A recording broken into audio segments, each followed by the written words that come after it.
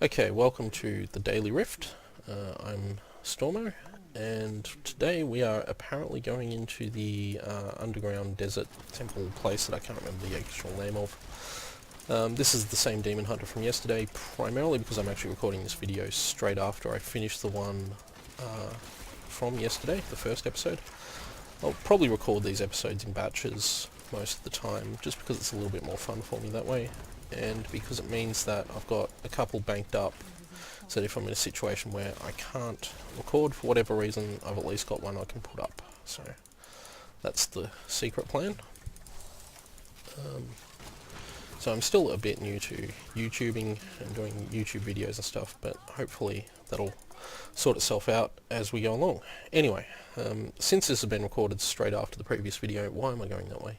Since this has been recorded straight after the previous video, I haven't had any significant major upgrades or changes to my Demon Hunter yet, but that'll be an ongoing saga. I am planning to get some Final Fantasy 13 videos up today. The goal will be to do a full playthrough of that game on the PC, and those should start appearing on my YouTube channel shortly. So, yes. Okay, so let's get massive numbers of sentries up. Really like Polar Station. Oh, why are my sentries not coming up? Because I didn't have any charges, that's why. Lag. Okay, there we go. Die. So, you might hear tapping or mouse clicking. A lot of the mouse clicking is me. Mad mouse button DPS. So, may need to work on my mic settings a little bit just to try and clear that out. The thing with this mouse though, it's actually a very loud mouse. It's the Proteus Core. That was the name of the mouse I couldn't remember yesterday. Proteus Core. Oh, a set ring. Cool. So that's really handy. Let's kill these guys off. Try and get some Mark for Deaths. I need to get into the rhythm of putting Mark for Death up. As I mentioned yesterday, I've only just recently switched to using that. I was using Vengeance, but I don't really like the long cooldown on Vengeance. In case you're wondering too, I'm not sure I made this clear yesterday, the reason I have all my companions is because I have the 2-piece Marauders bonus, so that explains that. I don't have the 4-piece bonus, which is the one that gives the sentries the ability to shoot your primary spender, so haven't got that yet. And I will remember to leave blue items on the ground today, because I have a lot of arcane dust and it just drops naturally, so it's not a big deal to not collect it. So, the great thing about having all your pets out, of course, you get the ferret, who runs around and collects all the gold in front of you. I really like the ferret, but it's completely useless in terms of its ability to contribute to combat. So, and that was a Paragon level, yay! So, yeah, 252. That's not too bad. I know it's not really what someone who plays this game like constantly since Paragon levels are introduced would have. I know there's a few people up over 1,000 now, but it's still pretty good, I think. So, still never quite been sure how to put my Paragon points with this character actually. Like, I know pretty much what to do with the wizard development, but this character I'm sort of a bit more, well, this isn't good. This character I'm sort of a bit more worried about exactly how to do it. So, get more sentries up. Get your sentries out. So, I really enjoy this. I think the main reason I'm playing this over StarCraft 2 is the fact that I am absolutely terrible at StarCraft 2, and unless you wanted to watch literally the world's worst StarCraft 2 player, I think it wouldn't be very interesting to make videos out of. Where am I going here? Is that the way to go? No, that's not the way to go.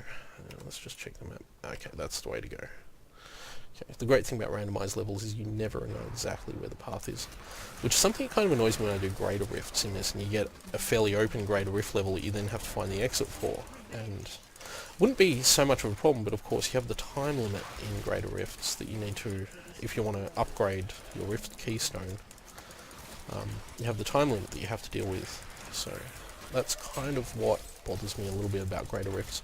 I like doing Greater Rifts, and I probably will do some as part of this series later on. I'm in a bad spot. There's a Waller. Hate Wallers.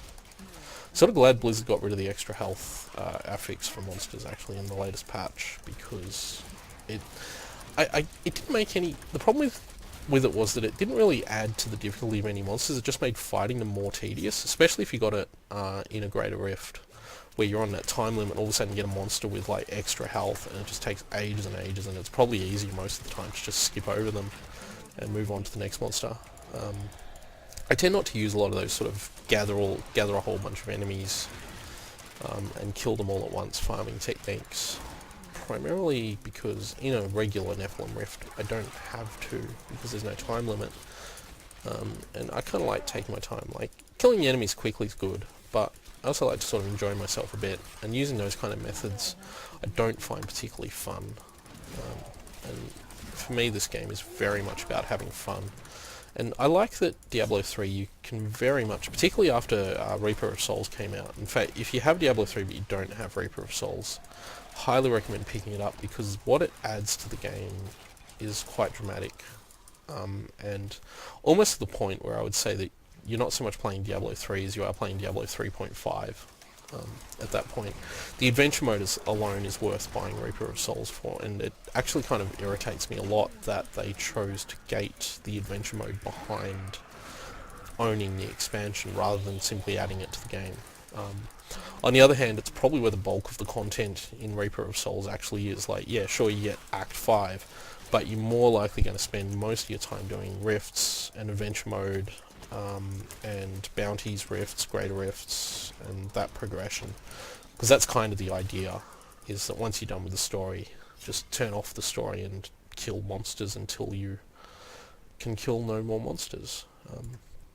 And I'm lucky, I suppose, too, that I'm not yet at a point in this game where I've sort of run out of all the best things I can get for each of my characters. I know players who have either left Diablo 3 or who are basically done with it for the moment because there's just nothing else to do.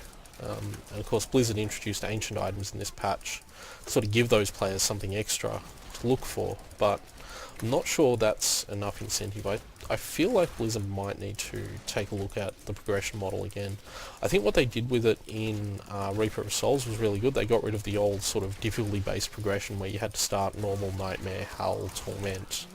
That sort of progression I thought was...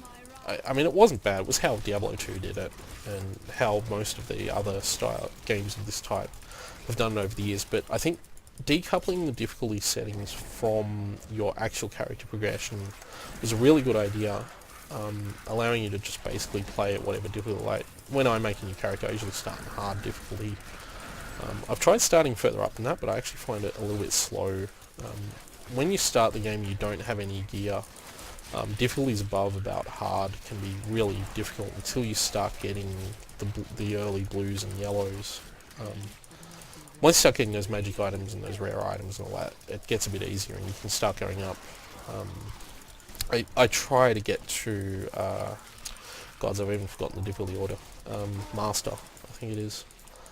I try to get to the one before the Torment difficulties as quickly as possible.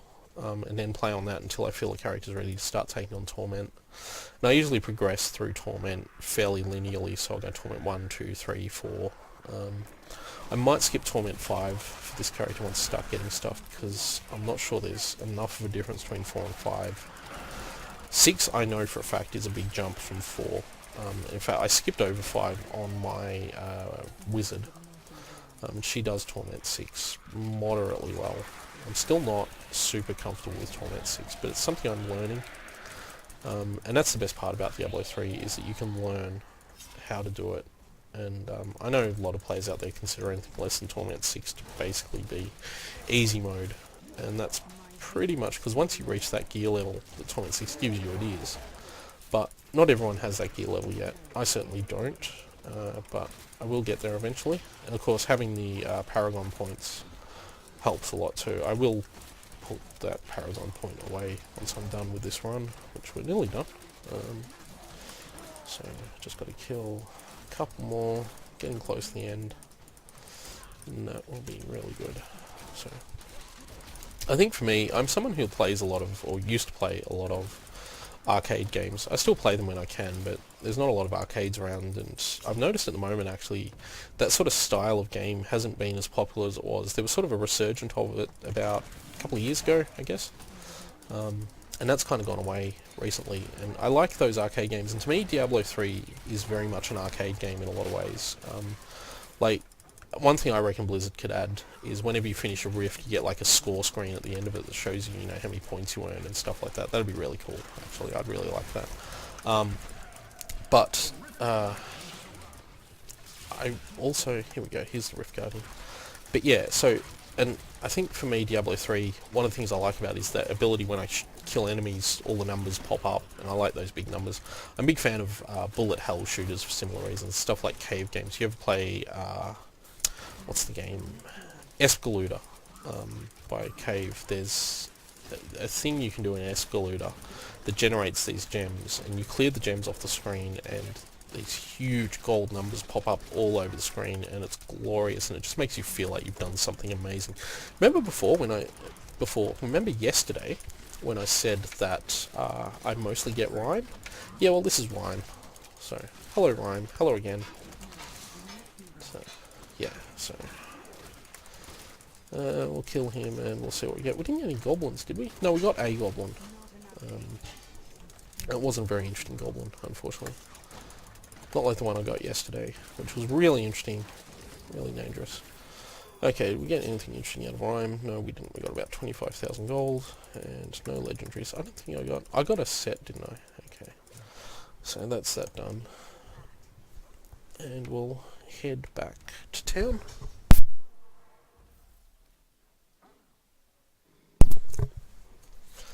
And we will see what we got in the way of... I got one thing. I got a set amulet ring. Wailing Host. Okay, that's it's kind of sort of, but not an upgrade for my Stone of Jordan.